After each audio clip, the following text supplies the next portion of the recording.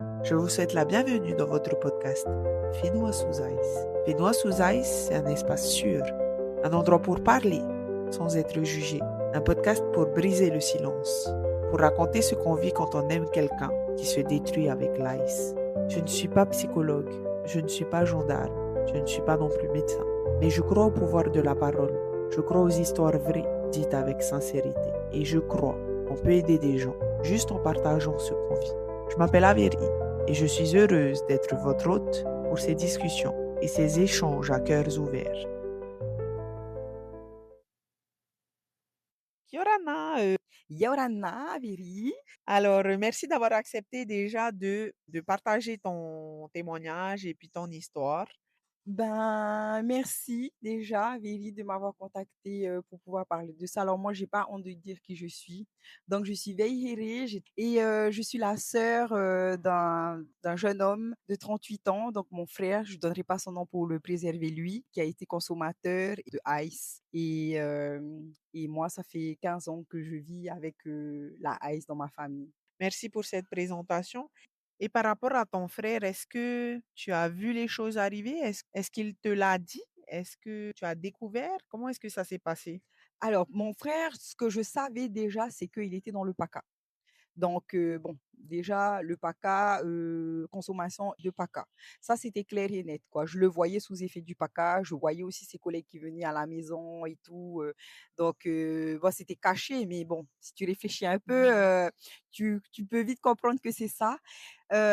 Pour la ice, je j'en ai entendu parler, enfin, j'ai découvert parce que ma belle-sœur m'en a parlé, ou en tout cas, elle a dit: «Je crois que ton frère, il en consomme». Ensuite, c'est mon père qui m'a dit: «Je crois que ton frère, il en consomme», parce que moi, je n'étais pas dans le foyer à ce moment-là. Et moi, dès que j'ai découvert ça et j'ai su ça, en fait, j'ai la première chose que j'ai dit, c'est: «Bah, pourquoi on le laisse comme ça? Qu'est-ce qu'on fait?» Voilà, c'est moi, c'est direct, je voulais qu'on trouve une solution directement, en fait, donc j'ai mais non, en fait, finalement, non. Voilà. Ouais. Est-ce que tu peux nous partager comment est-ce que ça a pu changer, bon, pas le tien, pas ton quotidien à toi, mais le quotidien de tes parents, de ta belle-sœur? Ça a changé dans le sens où ça les a détruits, en fait, c'est-à-dire que c'était plus lui-même, il est incohérent dans les paroles, beaucoup d'ego, beaucoup de moi, je suis ça, je suis grand, je suis comme ça, et un peu de violence aussi. Je pense que, enfin, je dis un peu de violence, c'est déjà trop la violence, mais je pense, commencer à mal parler, commencer à avoir des gestes déplacés, pousser ma belle-sœur, hurler sur mon neveu, je pense que ces petites choses, en fait, je les ai vues j'ai vu, en fait, quand ça a changé. C'est parce qu'avant mon frère n'était pas comme ça, il peut-être il pouvait, se disputer, mais pas à ce niveau-là, en fait, et je pense que c'est dans l'intensité et de ce qui se passait, en fait, que j'ai vu qu'il y avait des petits changements, quoi, hein. Mais tout ça, c'est insidieux, hein, c'est insidieux, hein. Oh oui, en fait, ça s'est dégradé, moi, je te dirais en l'espace de 2 ans. Je pense qu'en l'espace de 2 ans et encore, j'ai l'impression même que c'est allé très, très vite, hein. Je dirais 2 ans pour vraiment, être, large, hein. Mais ben, elle est partie, après la violence et tout ça, elle est partie, et je ne sais pas comment est-ce que je pourrais vraiment expliquer, je t'avoue, parce que quand tu vis les choses, beh, c'est dur de trouver les mots. C'est vraiment tellement dur de trouver les mots. C'est juste, déjà même toi quand tu vois le truc, tu te dis: «Mais qu'est-ce qui se passe en fait? Pourquoi il nous aime plus? Il s'aime pas lui-même?» Mmh mh. Tu vois? C'est vraiment un manque d'amour, un manque d'intérêt, un ouais, c'est vraiment ça, et tu vas le remarquer dans des petits gestes, dans des petites paroles, Mmh. dans un comportement. Avant, il se posait à côté de nous, on regardait un film. Maintenant, c'est bizarre, il est plus là.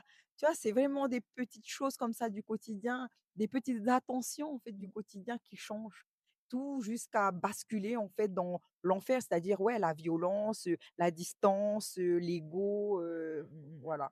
Et toi, donc tu l'as regardé, un petit peu, bon, tu n'habitais pas avec eux, heu, est-ce qu'il y a eu un impact sur, toi, ta santé mentale, donc aussi sur ta famille qui habitait avec? Mmh. Mais est-ce que tu peux mettre des mots sur l'impact que ça a eu sur, ben, votre santé à vous et votre quotidien au final? Oui, alors, moi, c'est vrai que je vivais pas vraiment dans le foyer, mais moi, on est attachés émotionnellement, on a un lien de famille dans les émotions, dans l'amour, fraternel, en fait, bah, oui, j'ai été blessée parce que mon frère, il m'a toujours protégée, en fait et aujourd'hui, c'était lui la victime, c'est lui qui était vulnérable donc c'est difficile de passer d'une personne qui est protégée, c'est moi la petite sœur et qui est protégée par mon frère et là, ça a changé le compte, en fait, j'ai basculé dans c'est lui qui est vulnérable, en fait.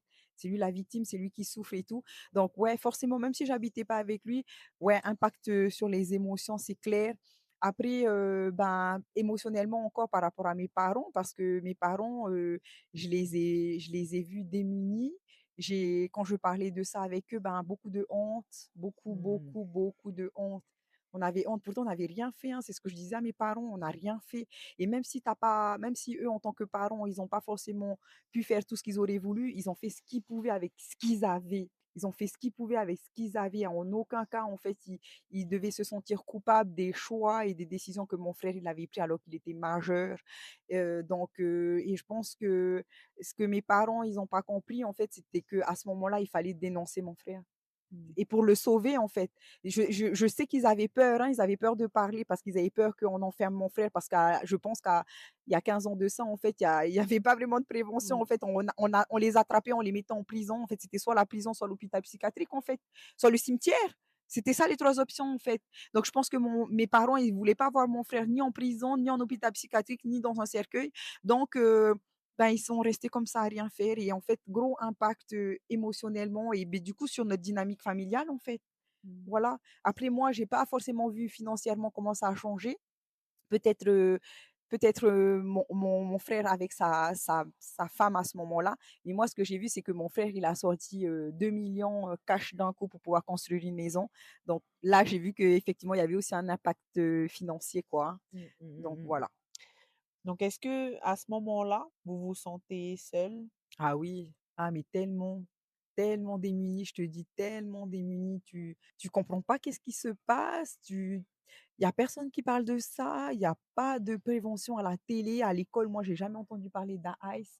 J'ai dans mon cercle social, même dans les boîtes de nuit, je suis sûre qu'il doit y avoir de l'AIS dans les boîtes de nuit, mais même tu vas en boîte de nuit, il y a pas de prévention sur ça, il y a pas de personne en blanc qui pourrait venir te croiser dans la rue pour te parler de ça. Enfin, je sais pas, il y avait rien en fait, Mmh. rien du tout quoi, rien de rien. Ni pour les familles, ni pour les consommateurs, rien. Ouais. Donc oui, on était seuls, on était démunis. Moi, après la honte, hein, j'ai ressenti vraiment beaucoup, énormément de colère, de la rage, Mmh. même de la rage envers, les personnes qui ont fait rentrer ça, ben moi j'avais la haine contre eux. Voilà, c'est tout. Mmh mh. C'était vraiment ça les émotions, hein. Démunis, tristesse profonde. Fait que des émotions Mmh. négatives en fait, Ouais, que des émotions de basse énergie quoi, hein. ouais. Voilà. Tout ce qu'on vit. Merci d'avoir écouté cet épisode. Merci d'avoir écouté ce podcast qui est pour vous. Fais-nous un sous ice. Le prochain témoignage arrive très bientôt. Et d'ici là, prenez soin de vous et de vos proches. Et restez à l'écoute de Fais-nous un sous ice. Si ce podcast vous touche, si vous vous reconnaissez dans ces mots, abonnez-vous et partagez autour de vous. Faites entendre les épisodes autour de vous, aux familles qui en ont besoin. Brisons le silence, ensemble,